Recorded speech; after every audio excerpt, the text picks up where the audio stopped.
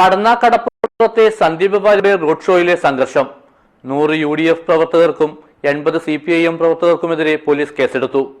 കഴിഞ്ഞ ദിവസം രാത്രി 9 മണിയോടെയാണ് ഇരുവിഭാഗങ്ങൾ തമ്മിൽ ഏറ്റുമുട്ടിയത്. ദിസ് ന്യൂസ് സ്പോൺസർഡ് ബൈ ഉയർന്ന ഗുണനിലവാരം, തികഞ്ഞ വിശ്വസ്തത, ജനതാ പാൽ.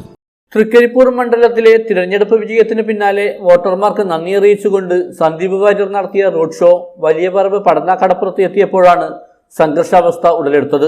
ആഹ്ലാദ പ്രകടനം നടത്തിയവർ റോഡ് ബ്ലോക്കാക്കിയതിനെ ചൊല്ലിയുള്ള തർക്കം പിന്നീട് സംഘർഷത്തിൽ കലാശിക്കുകയായിരുന്നു. ആദ്യം ഇരുഭാഗത്തു നിന്നും കല്ലേറുണ്ടായി. തുടർന്ന് പ്രദേശത്തെ CPM ഓഫീസ് ആക്രമിക്കപ്പെട്ടു.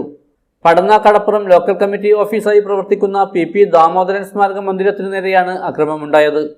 തുടർന്ന് പ്രദേശത്തെ കോൺഗ്രസ് ഓഫീസിനു നേരെയും മുസ്ലിം ലീഗ് ഓഫീസിനു നേരെയും അക്രമമുണ്ടായി. സംഘർഷം ഉടലെടുത്ത ഉടൻ പോലീസ് ലാത്തി വീശി അക്രമികളെ ഓടിച്ചു. കല്ലേറിലും ലാത്തിച്ചാർജിലും പോലീസുകാർ ഉൾപ്പെടെ നിരവധി പേർക്ക് പരിക്കേറ്റു.